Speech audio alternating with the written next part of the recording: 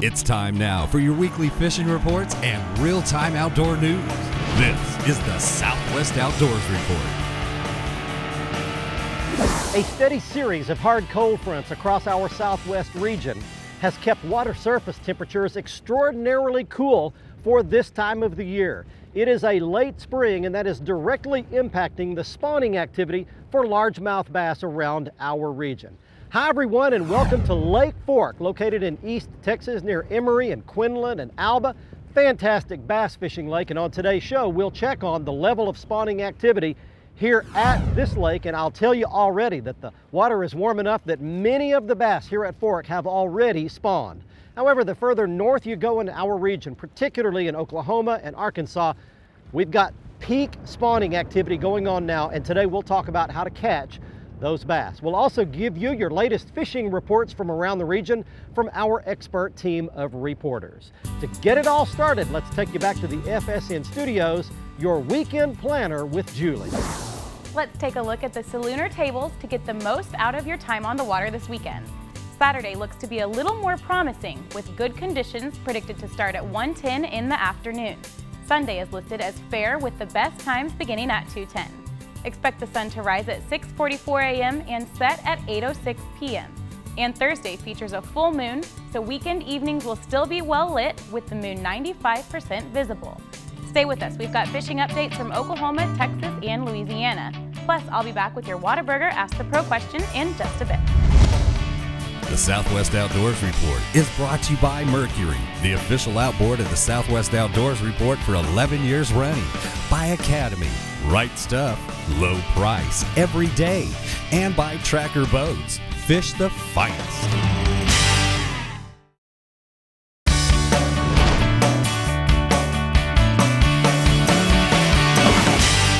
Got a bass swimming with my bait. He's swimming, watch my line right here. He's swimming with it. He's swimming with my line. Watch, I haven't set the hook yet. Now I have. He's got it. Oh, I pitched it up in there by what looked like a bed. I wasn't sure it was a bass, just a little light spot. And that one was up there. That's probably a male or maybe a little small female. Put that one back. Let's not make any bones about the fact that this is not the easiest way there is to catch a bass at this lake or really any other lake. Bed fishing is one of the most difficult things for people to get the hang of. And it takes a ton of patience. Sometimes you have to work on one fish for an hour. It's just really a grueling grind of a way to try to catch a bass. There are easier ways. I could take that bait, same bait right there, and go out in about 8 feet of water and work it around some of the bases of these stumps and catch pre-spawn bass or even some post-spawners, and they would bite a little more easily. Even a little soft plastic jerk bait, probably a crankbait soon out off some of these points will catch a bass as well. But I really like fishing around some of these beds in shallow water and watching fish. I didn't actually get to see that one before he bit it, but actually watching what the fish do and seeing their behavior, their reaction to the bait is a lot of fun for me. But it is difficult, and I'll warn you about that. All right, let's check in with Brian Hughes and Bill Olson right now, see what's going on in the rest of the state. Hi everybody, and welcome to this week's Lone Star Lakes, brought to you by Johnson's Fiberglass Collision, Boat and RV Repair. Now this week I'm going to take you to East Texas to a relatively new and very small lake called Nacogdoches. Now that's just north of the town of Nacogdoches, and it's in the news right now for setting a new water body record at just under 13 pounds, 12.54. It missed being a Sherrilunker by just that much, but the most interesting thing is that its parents were Sherrilunkers. That shows you how the program works. Now Nacogdoches is brand new, it's full of timber and full of grass. You'll want to fish the edges of the grass where it drops off at about 14, 15 feet of water with drop shots, Carolina rigs, deep diving crankbaits, and even weighted Senkos. Fish over the top with a rubber frog to catch those topwater fish, and finally go with the old East Texas standby, punching the grass with a 1 ounce jig. That'll get you into some of the big fish that are going to come from this little big fish factory here in Texas. That's this week's Lone Star Lakes, brought to you by Johnson's Fiberglass Collision, Boat and RV Repair. Let's check in with Mr. Bill Olson. You'll find him on the coast. Hi folks, Texas Outdoors Journal brings you this week's report. Whether you fish or hunt in Texas, you should be reading Texas Outdoors Journal. once again named the best outdoor magazine in the Lone Star State. We'll tell you where to go, what to expect once you get there, and how to do it a little bit better. Pick up a copy of Texas Outdoors Journal on newsstands or subscribe at the website on the screen. Well, as we wrap up this month of April, another cold front moved through midweek that once again dropped water temperatures. But the great thing is it looks like that is the last cool weather until next fall. From this weekend forward, look for fishing to become more consistent and the winds should lay. On Sabine Lake, the birds continue to work over bait around mid-lake, and there's some large trout coming from the Mussel Flats along the Louisiana shoreline. Galveston and Trinity Bays have seen best trout results from anglers drifting shell reefs. East Matagorda Bay has also rewarded anglers drifting shell. Either side of Pass Cavallo, tide runners are beginning to return to the bays, with anglers catching them behind Matagorda Island and Peninsula. The first report of croaker available as a bait has come from the Rockport, Aransas Pass, and Port Aransas areas. The outside of Trailer and Dagger Islands have held trout in 5 to 6 feet of water, while redfish have been on the more shallow flats. The water in the upper Laguna Madre is beautiful, and trout remains active around Emmert's Hole and the King Ranch shoreline in water from 5 feet to the shore. Out of Port Isabel, Longbar has scattered specks with reds mixed in. Anglers continue to work the color line from the Convention Center northward. This weekend, Saturday's a 3-tide day with 2 high tides and just 1 low.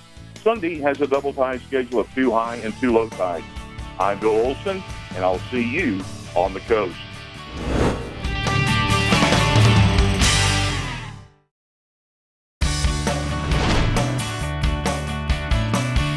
Welcome back, everybody. We're on the Southwest Outdoors Report. We're talking spawning fishing at Lake Fork, and I've actually found pretty good looking little fish right up here on a bed. You're not catching any of these fish on a hunger instinct when you're bed fishing. Everything is done on an aggression strike. You want to keep that bait right in on top of the fish if they'll stay on the bed, which this one will. Every fish has a personality. Sometimes the fish wants the bait laying perfectly still and he'll swim over there and eat it. Sometimes they want it moving fast. So you'll see what I'm doing is throwing it in there, letting it lay close to the fish, and I'm simply keeping the bait in the same spot, but I'm making the rod tip shake. And a lot of times that will anger the fish. If it moves out of the bed, then a lot of times they won't chase it out of there. There we go, he finally ate it. It's a good solid fish.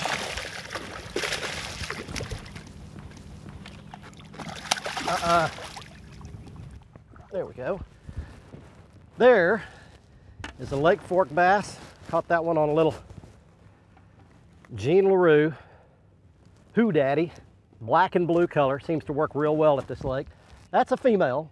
I'm telling you, in Lake Fork, there are thousands and thousands and thousands of bass that size right there. And literally, you can go down these banks and look in here and see hundreds of them in a day. If you get a day like today where the sun is up high and the wind is not blowing hard, you can see these fish. And this is the 580 glass lens that filters out all the yellow light. This particular one is a gray lens. On the really bright days, I like gray. I can see in the water real well. On the darker, cloudier days, I go with more of the amber colors. And they've even got one called Sunrise for a really cloudy day. But anyway, you gotta have a good pair of Costas if you want to see these fish. Okay, let's move along and see what else is going on in the rest of our region. Here's Gary Dollahan up in Oklahoma. Boy, am I jealous of Miguel Farias. I love to catch white bass. He caught a giant 4.6 pounds, 20 inches long, caught it at Kaw Lake on April 6th on an artificial lure. Yes, it is the new lake record, and it really pushes close to our state record. Congratulations, Miguel. Now, last week we talked about the fact that several places across the state caught a lot of rain. Those lakes have really come up. And we also talked about the fact this time of year when you have current, it really activates a lot of fish. Catfish among those. Really good catfish reports in all those areas that have some current going through those bodies of water right now. Decided to check on those at Fort Gibson Lake. A couple of areas I like to really look at this time of year when the water's up, the shallow areas, especially around willow trees that I know have rocky bottoms, and I look for areas where the wind's going right into that and it's pushing back out, almost creates an eddy right there. and that's where those catfish like to gather up. They'll feed when that water's coming back out. It's stirring up water in and around those shallows. You can really catch those fish shallow right now at Fort Gibson Lake and a lot of places where the water is high. Hard to beat a good old worm. If you're in one of those areas been lucky enough to get the rain, they're pretty easy to dig right now, or obviously lots of bait stores carry live worms. Go for the big ones, the big earthworms, the big night crawlers. I like to use the number 6 gold Aberdeen hook, especially when I'm fishing for channel cats. I'll usually fish it below a couple of split shot, light line. Again, I'm making little short casts right in front of those little areas that have some disturbance, or I'm fishing it in some type of current. If you have a culvert coming into the back of a creek or underneath the road, good place to catch catfish right now. Of course, it's also hard to beat that good old smelly shrimp too. You can find bait shrimp in a lot of places. Same thing with shad, cut shad, great catfish bait. I enjoyed my visit with Bill Taylor at Paradise Cove Marina. We talked about current and catfishing, talks about how good the fishing is. I'm jealous also of him because he only lives a couple of miles from Fort Gibson Lake. Catfishing in Oklahoma, great time to go, but one thing about it, you can't catch them if you don't go. Hey, watch this.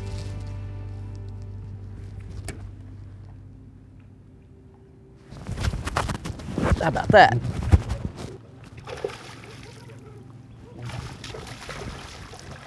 Nothing to be scared of, just a largemouth bass. Up he comes, fat one there. All right, well, we are catching bedding bass at Lake Fork, and that's what can happen when you see one up on a bed and he's real aggressive, protecting that nest, protecting those eggs. Sometimes the fry have already hatched. You can see he's got kind of a bloody tail right there, up there fanning that nest. Let him go back. Hey, I want to mention something here. We're on Lake Fork, and I want to mention a brand new line of fish gear clothing that's being introduced by Academy Sports and Outdoors, one of our great sponsors here on the show. Now, I'm wearing this, and this line of clothing has Mag Shield that shields you from sun. It's got ultraviolet sun protection built into the shirt, Mag Release, which releases stains out of the garment, keeps it easy to wash out, like when you get fish blood and that kind of thing on it.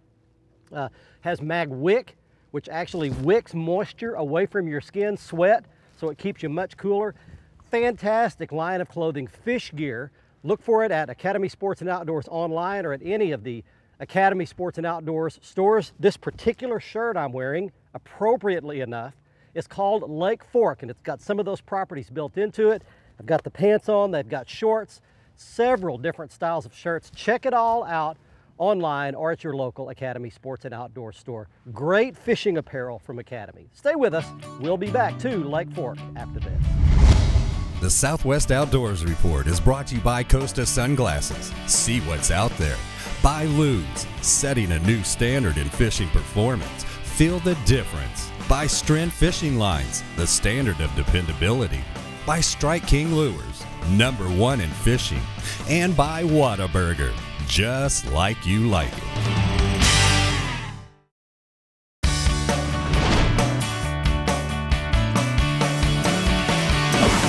Oh, she hit it. I've got a fish right here. Welcome back, everybody. Southwest Outdoors Report. Doing some bed fishing today. This is one of the most difficult types of bass fishing that the average guy can possibly do. I've been doing this for about 30 years now. I like it because it's a challenge. I've been working on this one fish right now for probably 45 minutes. She took one little swipe at it. Okay, nose down, come on, baby. When they start turning their nose down on it, it's when they're gonna start getting serious about it. Come on, baby, come on, baby. Got it. She finally got it. That takes a lot of patience, more patience than most people probably have. There we go. We're bed fishing for bass today on Lake Fork. I don't do this really very often, but every once in a while when you got good chunks like this that are up there in 3 or 4 feet of water and I can see them, these sunglasses, I mentioned these Costas, it's just too tempting, and so I get up there and do it. Fishing just a little Texas rig, and I'll show that to you actually at the end of the show on the Academy Right Stuff. But I will tell you that this is very difficult. That fish took 45 minutes to catch, repeatedly pitching in there. And again, I probably could have fished around some stumps out here and caught a couple of fish in the amount of time that it took me to catch this one. Okay, buddy, she's gonna still get to go back and spawn. Catch your breath, watch her, she's gonna swim off.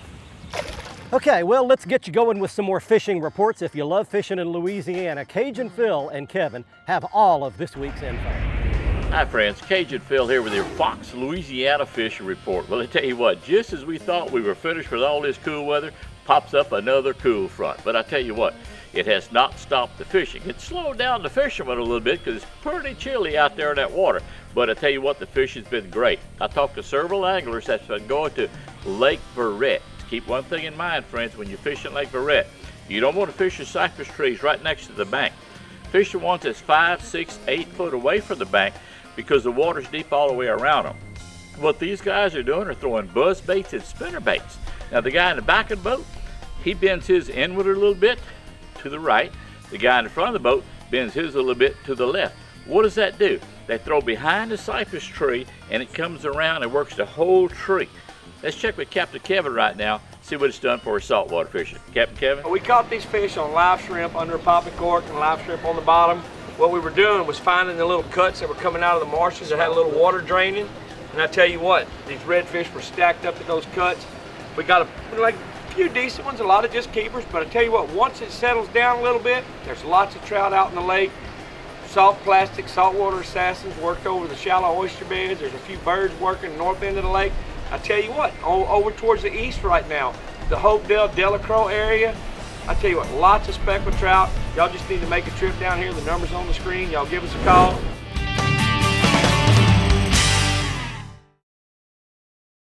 The Southwest Outdoors Report is brought to you by Exide AGM Marine Batteries. Starts like new, stays like new longer. By Gene LaRue and Bobby Garland Lures. With our baits, a good day of fishing is in the bag. By Motor Guide Trolling Motors, engineered for anglers. And by Nitro Performance Bass Boats, pure performance. Welcome back, everyone. It's time now for our Whataburger Ask the Pro question. This week, Eddie in Texas wants to know, what is the best way or product to keep your metal flake boat from getting sun-bleached and looking old and faded? For the answer, we asked Lance Williams, Senior Engineer at Tractor Marine. Hey, the best way to keep your nitro looking new out on the water is, number one, when you pull it out of the water, spend just a few minutes cleaning the boat, especially in these highland reservoirs. They got a high calcium content. Good thing to wipe them down so you don't get those water spots and that different stuff. Sometimes a vinegar solution with a little bit of water makes a world of difference just to keep it clean. If you can't store the boat inside or don't have a boat cover, you know, in those summertime, coat of wax, a liquid, non-abrasive wax, probably once a month is real important. You know, and if you have any issues, you get into flipping brush and you get into situations where you're bringing the boat into heavy cover, that's a good time. If you know you're going to fish that way, put a good coat of wax on before you do that, and it'll prevent issues in the future. Thanks, Lance. If you have a question for one of the pros, just visit our website at southwestoutdoorsreport.com, click on the Ask the Pro link, and send us your information. Now let's get you back to Barry for our Costa Catch of the Week. Here we go. Come on, baby, eat it. Swim up there and eat it. He did. He's around that bush. Come around. Here, he got off. Got off that branch. All right, one more bass.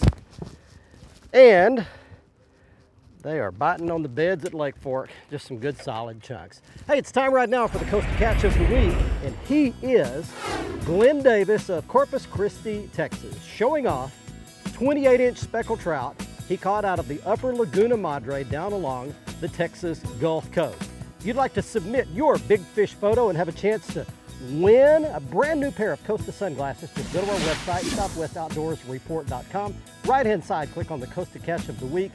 Fill out the form. You'll need to become a member if you're not already. It's free. Fill out the form, send it in. You could win a brand new pair of Costas. Go to the front page of our website, click on the Costa logo. It'll take you to their website where you can see all the lens and frame styles, including this month's frame style of the month, Double Haul. All right, let's put that bass back right there and let him go finish his spawn. And it's time right now for the Academy Sports and Outdoors Right Stuff. And I've got some gear laid out here. If you want to do some bed fishing, here are some of the baits that you can catch bass on, not only here at Lake Fork, but at lakes all around our region when they're up spawning on nests. On your left is a Texas rigged Gene LaRue Who Daddy. Got the little appendages and swimming tail on the back of it, rigged on a 4/0 offset worm hook and a 3/8 ounce Strike King tungsten worm head weight. Then on your right is a soft plastic jerkbait. That's a Gene LaRue Salt Flicker. Again, it's rigged on about a 5/0 offset worm hook with no weight, and I've got it exposed with the point of the hook just barely buried under the skin. On Stuff That Matters, recently I went out to dinner with my wife with another couple who has about a 10-year-old daughter. Now this little girl spent the entire meal with her face buried in an iPhone. She didn't talk, smile, or interact with anyone else at the table. Our culture is teaching our kids to spend their entire lives in cyberspace, speaking through social media in very short phrases. We've got to get these kids outdoors. Take them to the ball game, to the park.